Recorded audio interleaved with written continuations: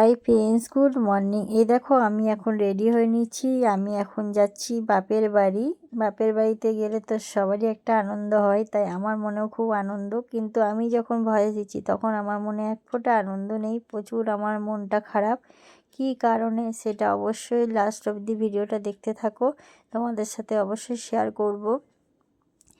এতটাই একটা মানুষ যদি হারিয়ে যায় না, তার বেদনা যে কতটা সেটা তোমাদের সাথে অবশ্যই আমি শেয়ার করব। দেখো এখন এতটাই খুশি যে আমি দেখতেই পাচ্ছ আমরা তিনজনা বেরিয়ে গেলাম এই যেই নদী দিয়ে আমরা প্রত্যেক দিনের উপর দিয়ে যাই, সেই নদী দিয়েই যাচ্ছি। দেখো হনুমানগুলো কি সুন্দর ব্রিজের উপরে রোদে বসে আছে, দেখতে বেশ ভালোই লাগছে। আর সেই যেই মন্দিরটাই তোমাদের সাথে আমি শেয়ার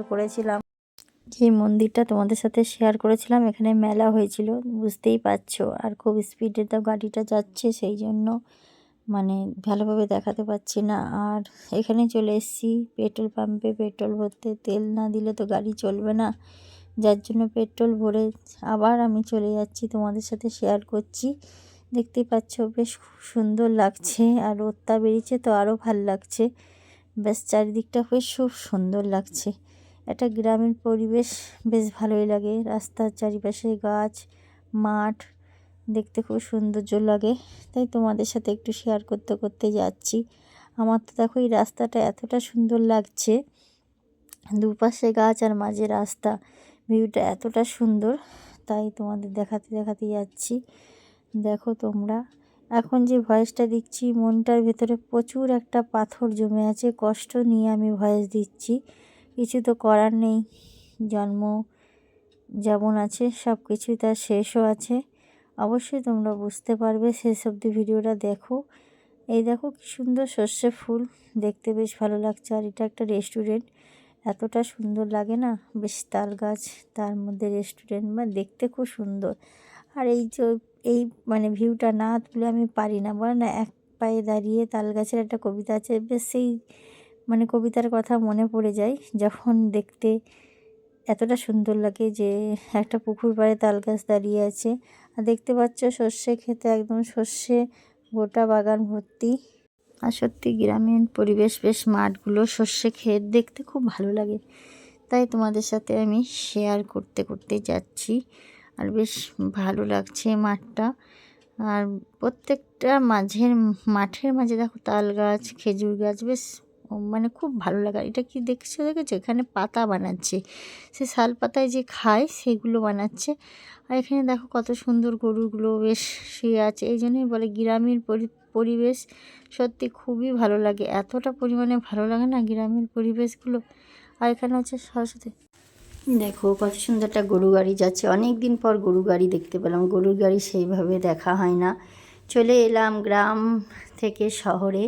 গ্রামে আমার নিজের বাড়ি শ্বশুর বাড়ি, আর শহরের এলাকায় আমার বাপের বাড়ি। বেশ ভালো লাগে এই বড় বড় বিল্ডিংগুলো বা ফ্ল্যাটগুলো দেখতে, সব কিছুই ভালো লাগে। গ্রামীণ পরিবেশ, প্রাকৃতিক পরিবেশ, এরকম মাঠ ঘাট, তারপরে গরু, সব কিছু নিয়ে বেশ ভালোই লাগে। সেরকম কিন্তু শহরের গাড়ি ঘোড়া এরকম বড় বড় ফ্ল্যাট, এগুলোও বেশ ভালো লাগে। গল্প করতে করতে অনেকটাই চলে এসেছি বাড়ির সামনে।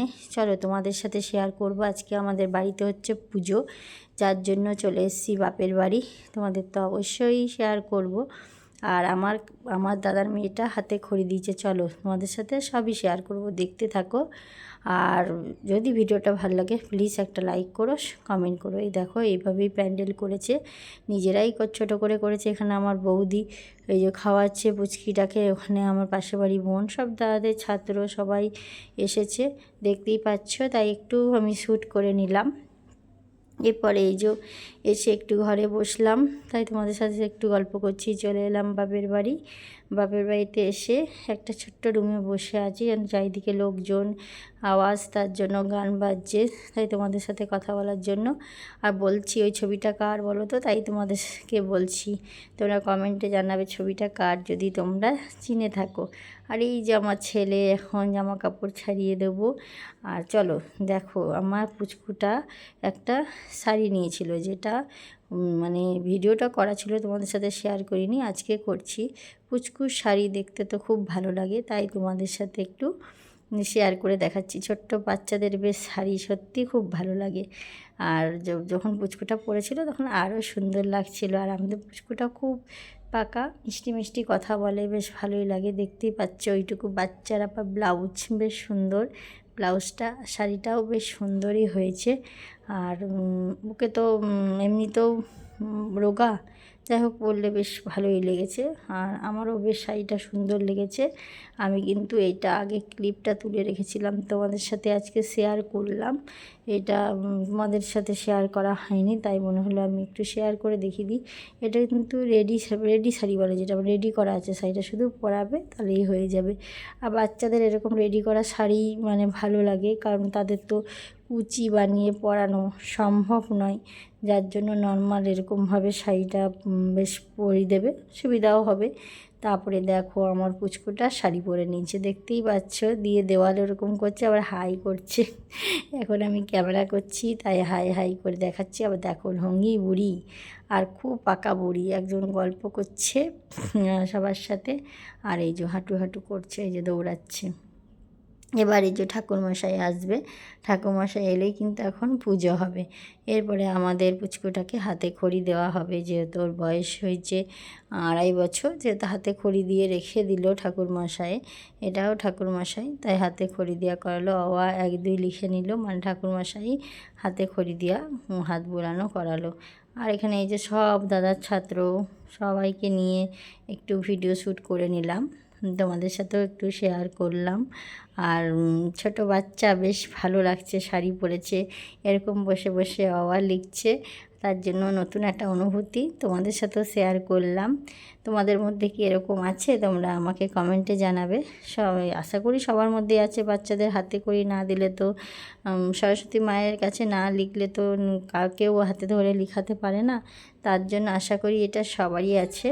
আর আমাদের সরস্বতী পুজোর এটাই, অঞ্জলি দেবে সবাই, বাচ্চারা হাতে খড়ি দেবে, মা সরস্বতীর কাছে আরাধনা করবে, সবার যেন ভালো বিদ্যা হয়, বুদ্ধি হয়, এই হচ্ছে পুজোর কারণ। সরস্বতী মায়ের পুজো হচ্ছে এটাই, পড়াশোনার জন্যই। তারপর দেখতেই পাচ্ছে সব বসে বসে অঞ্জলি দেবে বলে বসে আছে। আর দাদার একটা কোচিনের বাচ্চারা পড়ে তো, তাই কোচিনের মধ্যে বেশ অনেক ছাত্র থাকে, অনেকে আবার এসেছে, অনেকে আবার বাড়িতেও পুজো করেছে, অনেকে তো কোচিনেও করে আবার বাড়িতেও করে, যার জন্য বাড়িতেও করেছে। তা তোমাদের যেটা বলার, এত শুভ দিনে একটা খারাপ ঘটনা ঘটে গেছে আমাদের সাথে, যে আমাদের রাতের বেলায় কিন্তু অন্ধকার থাকতেই চলে আসতে হয়েছে বাধ্যতা হয়ে। সেই অন্ধকারে কোনো ভিডিও শ্যুট করতে পারিনি, মনও পরিস্থিতি ভালো না। তোমরা অবশ্যই আবার দেখতে পাবে আমার সেই রাস্তা দিয়ে আবার বাপের বাড়ি যাওয়া, কারণ তাহলেই তো তোমরা বুঝতে পারবে যে আমি কোথায় এসেছি। খুব পরিস্থিতি খারাপ, বাধ্যতা হবে আসতে হয়েছে, কিছু তো করার নেই, যখন যার সময় তাকে তো চলে যেতেই হবে।